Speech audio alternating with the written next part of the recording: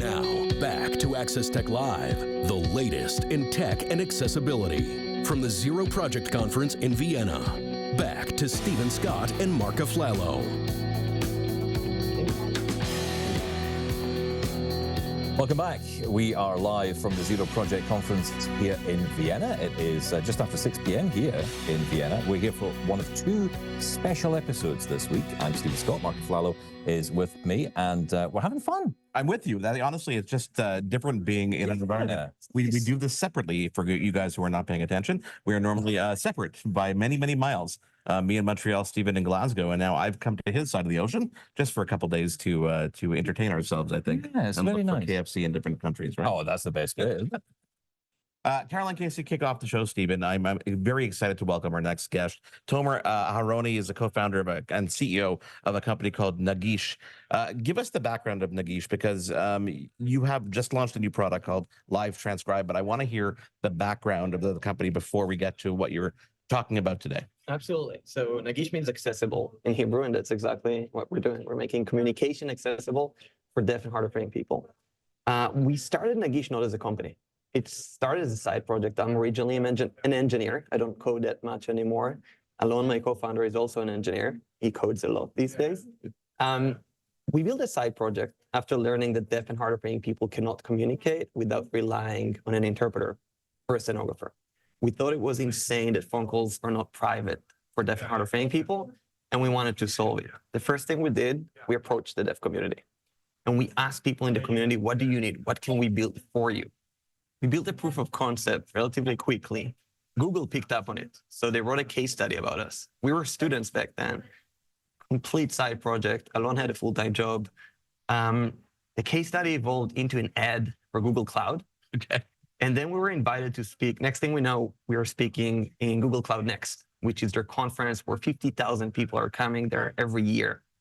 And it gained a lot of traction through it. A bunch of deaf and hard of hearing people started reaching out. They wanted access to the service. The service was really just a proof of concept. And we were pulled into building more and more, working over the weekends, working nights, trying to keep up with demand. And then COVID happened. When COVID happened, especially deaf people, they found themselves in a dual isolation. They were isolated like all of us, but they were also isolated from media, from crucial communication, from being able to communicate at hospitals. And we were in Israel at the time. I'm originally Israeli, living in New York. Hundreds of people reached out, and we realized that we have to build something for them. We made a proof of concept, an app. Hundreds of people signed up. We've been growing since then. We've been doing it part-time for as much as we could until one day we decided, let's make the leap. We left our jobs and made it a company. So talk me through this then. What's the experience like for someone using this app? Yeah. So we took the native phone app experience and tried to mimic it as much as possible. So when you use Nagish, it looks and feels exactly like the native phone app. It actually replaces the phone app on your device. So you have the dialer, you have your contacts, favorites, everything is exactly the same. The only difference is when you call someone, you see a screen where you can read captions. So you don't have to hear the call, you can read the call. Same for your voice. You can communicate using your voice if you feel comfortable, or you can type on the keyboard. Behind the scenes, we convert text to speech and speech to text in real time. We found a really accurate way of doing that with basically no latency. Of course, there is some sort of latency, but you barely feel it. And it's a private communication method. Completely free, completely private. It's absolutely amazing, and I think there are companies out there that are probably trying to copy you, some more recently than others. Tell us about what you're launching, or what you just launched a couple of weeks ago, which is Live Transcribe. Yes, because it's a bit different and it enhances more than just the phone experience. It's about environments. Exactly. So Live Transcribe, we didn't invent the wheel there. It's nothing new. Live Transcribe technology has been around for a while. But we've seen that we have so many users using our services on a daily basis, and we could offer them one additional service at the same place. So instead of needing to use one app for Live Transcribe and one app for phone calls, you get all your transcripts in the same place. We are certified by the FCC, meaning that all of our transcripts are completely private. We don't store anything. We don't access your data, not even for training purposes. This is true for phone calls, but we decided to take the same approach for Nagish Live Transcribe.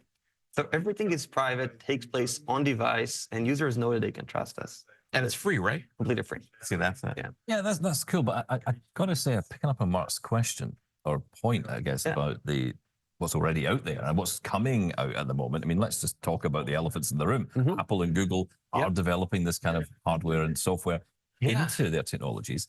The question is, how does your app and the work you do compare? Absolutely. So first of all, with all the respect to Apple and Google, they're doing an amazing job in progressing accessibility all around. Eventually, when they build something like that, it's in most cases a Band-Aid. It helps to some extent, but it doesn't solve the problem for 98% of the market. We provide way more than just captioning. Captioning is just one tool that we offer, but we have what we call the Nagish AI layer. So for instance, we're telling you if you're currently talking to a human or to a machine, if there is music playing, if you're put on hold. These are all things that hearing people take for granted, but deaf people don't necessarily understand. We've had people reaching out to us with a screenshot telling us, hey, your caption stopped working. I look at a screenshot, and as a hearing person, it's clear to me that they were put on hold. They were talking to a person 1 minute, the next minute, they tell them, hold on for a second.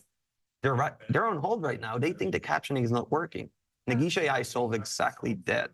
I don't believe that Google and Apple, I wish they would, but I don't believe they're going to change their native dialers to include all these added functionalities for the 98% of people that need more than just captioning. So it's about the nuance for you, but I guess to go a little bit further than that then, okay, so let's look past Google and Apple. Let's look at anybody these days who has access to all the AI that is out there. Is that a competition that's waiting to happen? No? I don't think so. So one of the biggest issues with AI is privacy. That's why we went the regulatory way. We got certified by the FCC. It took us more than 2 years to get this certification. We had to prove that we are private by design. They didn't cook this up in a basement somewhere. Yeah.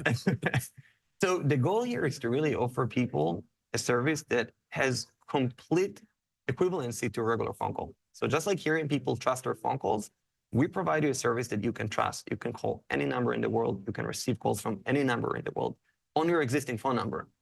And it's captioned. And you know that it's fully private. You know that it will always be the most accurate solution out there.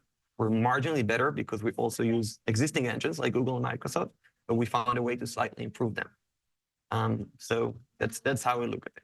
How does an event like the Zero Project Conference affect you, and what's important about it for you as a company? For us, we love getting together, one, with our users. We get together with our users on a monthly basis, but also with the larger accessibility community. We attend events almost every month in the US, and getting together with a global community is an aspect that I personally enjoy. So we came here last year for the first time.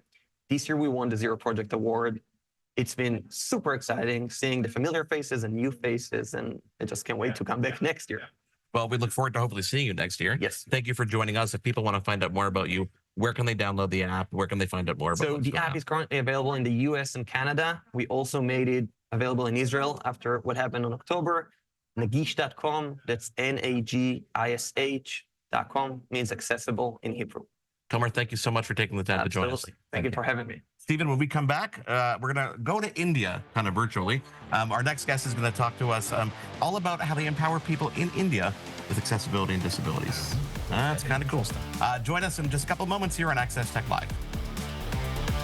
There's more Access Tech Live to come.